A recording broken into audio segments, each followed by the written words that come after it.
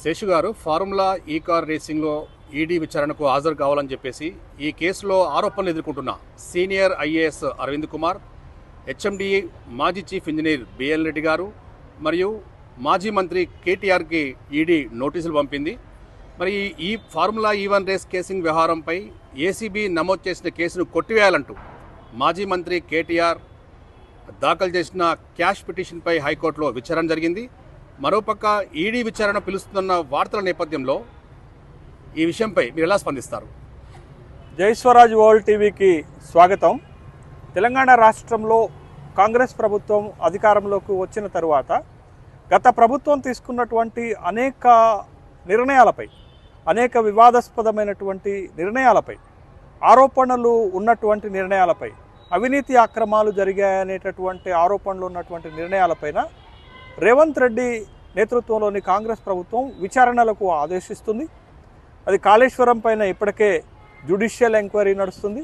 విద్యుత్ ఒప్పందాలపైన కూడా judicial enquiry నడుస్తున్నటువంటి నేపథ్యంలో మరొక ముఖ్యమైనటువంటి నిర్ణయం పైన కూడా విచారణ చేయాలి, ఏసీబీ విచారణ చేయాలని కాంగ్రెస్ ప్రభుత్వం నిర్ణయించుకున్నది. దాంట్లో ప్రధానమైనటువంటిది ఫార్ములా E1 కార్ రేసింగ్లో అక్రమాలు జరిగాయి.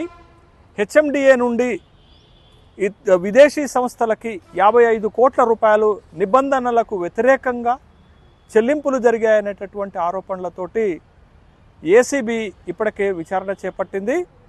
అయితే ఈ విచారణలో ప్రధానంగా ముగ్గురు పైన ఆరోపణలు ఎదుర్కొంటున్నారు. A1గా అప్పటి పురపాలక శాఖ మంత్రి కేటీ రామారావు పైన, అదేవిధంగా అప్పటి హెచ్ఎండిఏకి సంబంధించి ప్రిన్సిపల్ సెక్రటరీగా ఉన్నటువంటి సీనియర్ ఐఏఎస్ అధికారి అయినటువంటి అరవింద్ కుమార్ పైన, అదేవిధంగా హెచ్ఎండిఏ చీఫ్ ఇంజనీర్గా ఉన్నటువంటి బిఎల్ఎన్ రెడ్డి పైన, వీళ్ళ ముగ్గురు పైన ఆరోపణలు వచ్చినటువంటి నేపథ్యంలో ఏసీబీ A1, A2, A3గా వీళ్ళని కేసులో ప్రధాన ముద్దాయిలుగా పేర్కొంటున్నటువంటి సందర్భంలో 2023లో హైదరాబాద్లో ఫార్ములా E1 కార్ల రేసింగ్కి అక్కడ FEO ఫార్ములా ఈ ఆపరేషన్స్ అనేటటువంటి ఒక అంతర్జాతీయ సంస్థ ఈ ఫార్ములా E1 కార్ల రేసింగ్ని చేపట్టడం జరిగింది. దానికి గ్రీన్ కో స్పాన్సర్గా వ్యవహరించింది. కానీ 2024లో ఇదే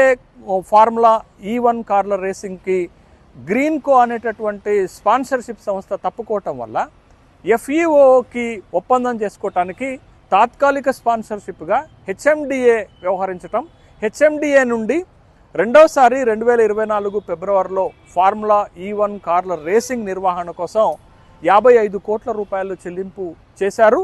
అయితే ఈ చెల్లింపుల నిబంధనల మేరకు జరగలేదు. క్యాబినెట్ అప్రూవల్స్ లేవు, ఆర్థిక శాఖ అనుమతి లేదు, విదేశీ సంస్థకు చేస్తున్నటువంటి చెల్లింపుల్లో RBI అనుమతులు లేవు. కాబట్టి ఉద్దేశపూర్వకంగా నిబంధనలకు వ్యతిరేకంగా ఈ నిర్ణయం తీసుకున్నారు అనేటటువంటి ఉద్దేశంతో తెలంగాణ రాష్ట్ర ప్రభుత్వము ఈ లావాదేవీలపైన విచారణకు ఆదేశించింది. అయితే తెలంగాణ హైకోర్టు ఈ కేసుకు సంబంధించి కేటీ రామారావు దాఖలు చేసినటువంటి పిటిషన్ పైన ఏసీబీకి రాష్ట్ర ప్రభుత్వానికి స్పష్టమైనటువంటి ఆదేశాలు జారీ చేసింది.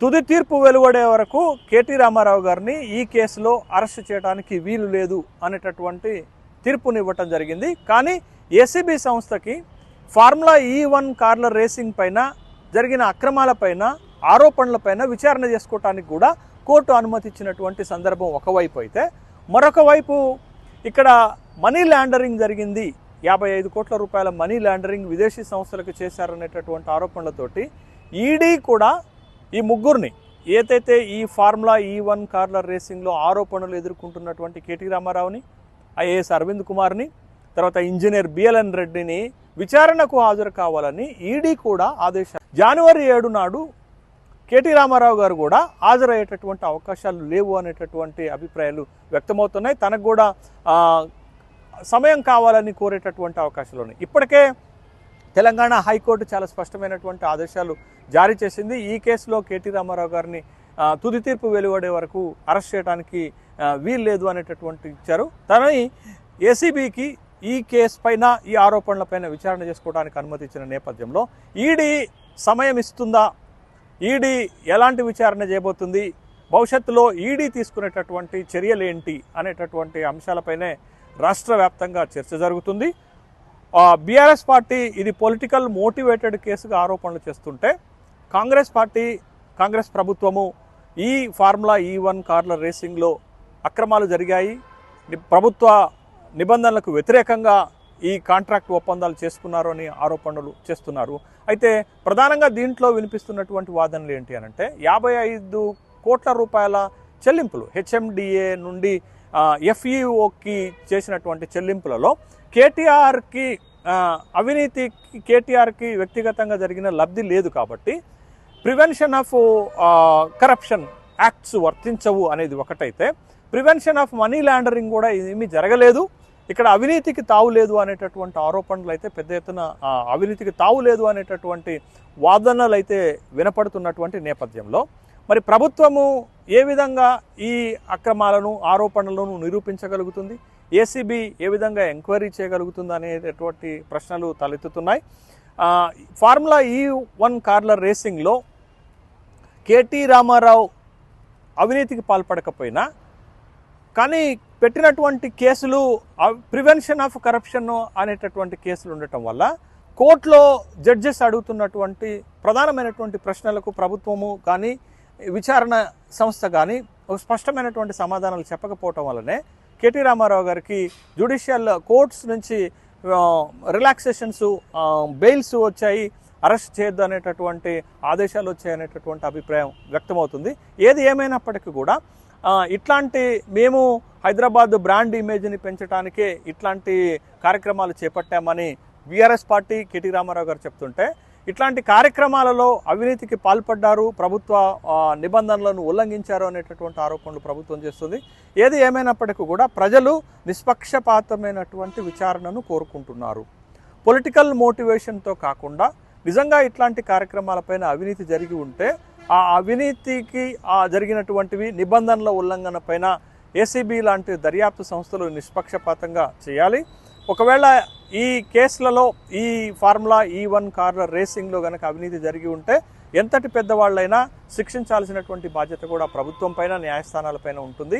తరచూ ఇలాంటి ప్రతి నిర్ణయాలపైన ఆరోపణలు రావటం తెలంగాణ రాష్ట్రానికి మంచిది కాదనేటటువంటి అభిప్రాయాలు కూడా వ్యక్తమవుతున్నటువంటి నేపథ్యంలో ఫార్ములా E1 కార్ల రేసింగ్లో ఆరోపణలు ఎదుర్కొంటున్నటువంటి వాళ్ళు ఏ విధమైనటువంటి నిష్పక్షపాతమైన విచారణ జరుగుతుంది, ఈడీ తీసుకోబోయేటటువంటి చర్యలు ఏంటనే దానిపైన ఉత్సుకత అయితే కనపడుతున్నటువంటి నేపథ్యంలో ఇదే రకమైనటువంటి ఆరోపణలు మాజీ ముఖ్యమంత్రి గారు కేసీఆర్ కుటుంబం పైన 10 సంవత్సరాలు తెలంగాణ రాష్ట్రాన్ని పరిపాలించినటువంటి కుటుంబం పైన రావటము కొంత ఇబ్బందికరమైనటువంటి పరిస్థితులుగానే కనపడుతున్నాయి. ఢిల్లీ లిక్కర్ స్కామ్లో కేసులో కూడా కల్వకుంట్ల కవిత అరెస్ట్ కావటం, prevention of money laundering PMRA కేసులో కవిత అరెస్ట్ కావటం, ఇది ఇప్పుడు ఈడీ కేటీ రామారావు గారిని కూడా విచారణకు పిలవటం, మొత్తంగా ఈ 10 సంవత్సరాలు తెలంగాణ రాష్ట్రాన్ని పరిపాలించినటువంటి ముఖ్యమంత్రి కుటుంబం పైన ఈ విధమైనటువంటి అవినీతి ఆరోపణలు రావటం మంచిది కాదనేటటువంటి అభిప్రాయాలే వ్యక్తమవుతున్నాయి. ప్రస్తుత ప్రభుత్వము వస్తున్నటువంటి ఆరోపణలపైన నిష్పక్షపాతమైనటువంటి విచారణ జరిగి దీంట్లో అక్రమాలకు పాల్పడినటువంటి వాళ్ళపైన చర్యలు తీసుకోవాలనేదే రాష్ట్ర ప్రజల అభిప్రాయంగా కనపడుతుంది.